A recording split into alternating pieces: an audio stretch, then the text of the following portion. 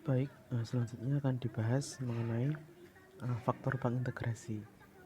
Nah, sebelum masuk ke pembahasan, yang perlu diketahui tentang faktor pengintegrasi itu merupakan sebuah fungsi yang membuat sebuah persamaan diferensial yang tadinya tidak eksak akan menjadi eksak. Pengertian gampangnya seperti itu.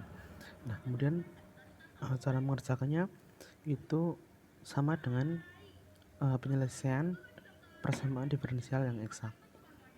Yang pertama, kita anggap fungsi ini y plus 1 dx ini sebagai fungsi m. Nah, berarti m itu adalah y plus 1. Setelah itu kita turunkan m ini terhadap y yang menjadi 2m 2y yaitu 1. Nah, selanjutnya fungsi ini min x ini sebagai n. Berarti n nya adalah min x, artinya 2n 2x terhadap x yaitu min 1. Nah, karena hasil dari 2m 2y dan 2n 2x tidak sebanding, maka dikatakan persamaan itu tidak eksak. Nah, selanjutnya untuk menyelesaikannya kita pergunakan cara yang demikian. Nah, demikian kita cari ini 1/n dikali 2m 2x dikurangi 2n 2y. Nah, n nya apa? Fungsinya adalah min x, artinya dia menjadi min 1/x dikali 2m 2x nya 1, 2n 2y nya min 1. Nah, artinya dia menjadi min 2/x. Nah, fungsi ini yang akan kita integralkan sebagai faktor pengintegrasinya. Demikian. Kita cari faktor pengintegrasinya i itu sama dengan e pangkat integral tadi fungsinya dicari adalah min 2/x dx. Nah, begini. Kemudian kita selesaikan pangkatnya, integral dari min 2/x dx. Nah, min 2 ini suatu konstanta kan, dapat dia keluar dari operasi integralnya. Jadi menjadi min 2 dikali integral 1/x dx. Nah, kita tahu bahwa integral 1/x itu kan ln x kan. Nah, maka faktor pengintegrasinya menjadi e pangkat min 2 ln x. Nah, begini. Nah, setelah sampai sini kita operasikan lagi pangkatnya. Nah, menggunakan sifat logaritma, yaitu ketika ada a dikali log b, maka dia akan menjadi log b pangkat a. Nah, begini. Karena ln itu kan logaritma umum yang bilangan pokoknya adalah bilangan e, begitu kan. Nah, maka dari sini kita dapatkan e pangkat ln x pangkat min 2. Nah, begini. Nah, setelah sampai sini kita gunakan sifat lagi. Sifat apa? Begini. Ketika ada a dikalikan a log b ya. Nah, artinya ini dan ini sama, maka hasilnya adalah b. Dengan demikian ini tuh dapat kita ubah menjadi e dikali e log x pangkat min 2. Nah, maka hasilnya adalah x pangkat min 2. Karena tadi sudah dikatakan bahwa ln itu adalah sebuah logaritma umum yang bilangan pokoknya adalah bilangan e. Karena e di sini dan di sini sama, maka hasilnya adalah x pangkat min 2. Nah, x pangkat min 2 inilah yang menjadi yang namanya faktor pengintegrasi yang akan kita kalikan dengan persamaan diferensial awal yang diberikan. Nah, artinya ketika nanti sudah dikalikan, persamaannya menjadi eksak.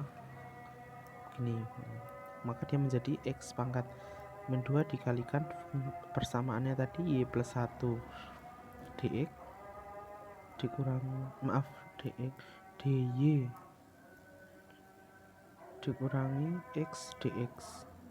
Gini kan sama dengan 0. Nah, kita kalikan ke dalam, dia menjadi x pangkat min 2 dikalikan y plus 1 dy dikurangi, nah ini x pangkat min 2 dikalikan x itu adalah 1/x atau x pangkat min 1. Nah, menjadi min 1/x dx sama dengan 0. Nah, sudah sampai sini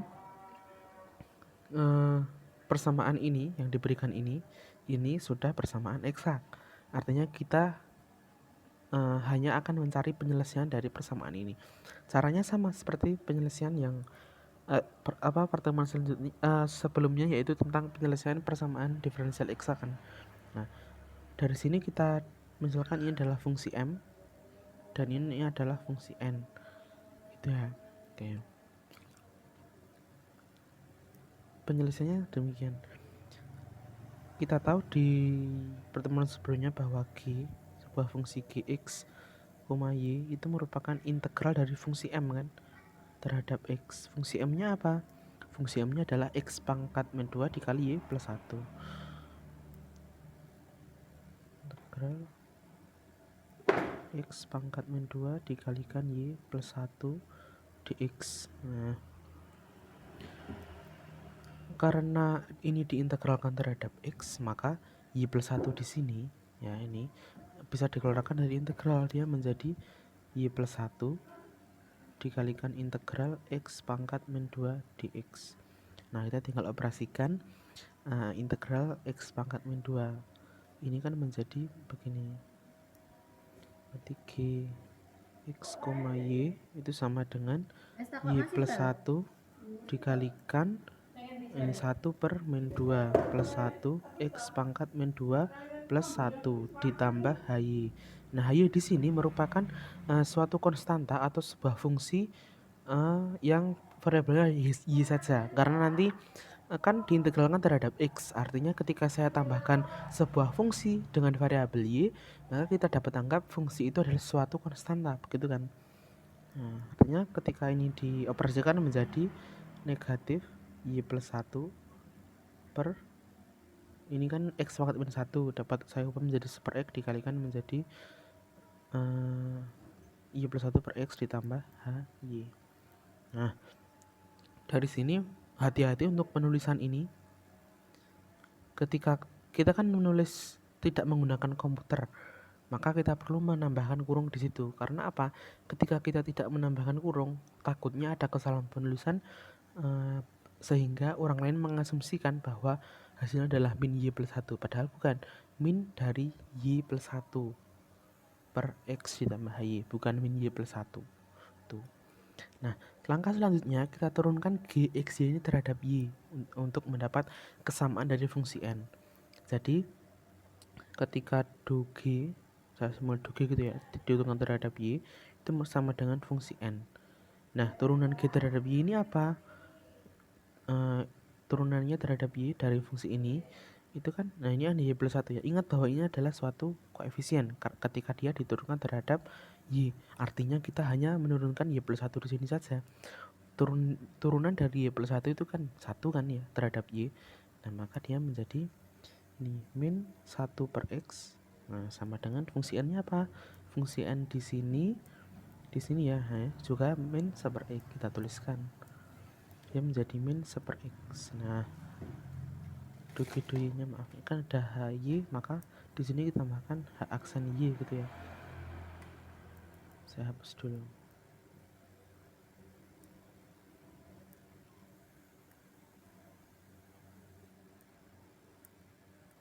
Sini, nah ini ditambah h aksen y sebagai turunan dari hy ini, h aksen y ya.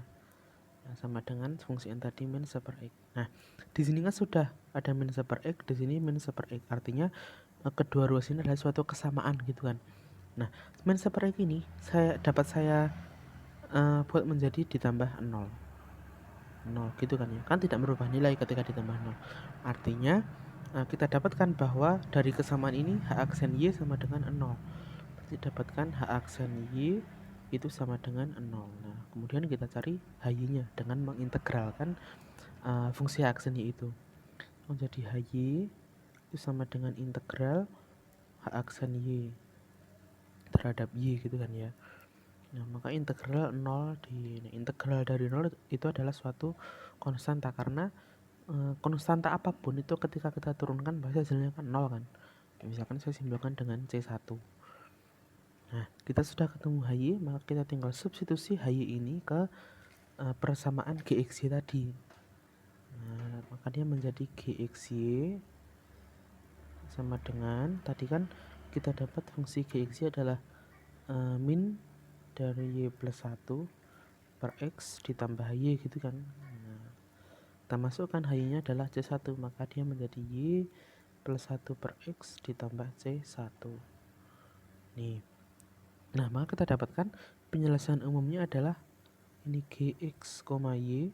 Nah, itu ada 3 garis ini kurung ya. Nah, min Y plus 1 per X ditambah C1 sama dengan C2. C2 ini merupakan satu konstanta dari fungsi GXY. Nah, maka penyelesaian umum yang didapat itu adalah sama dengan garis 3 itu di sini GXY ya, di sini yaitu min Y plus 1 per X sama dengan C.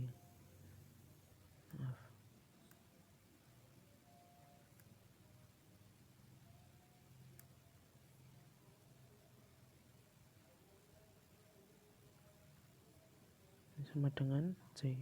Dengan C ini apa? C ini adalah C2 dikurang C1.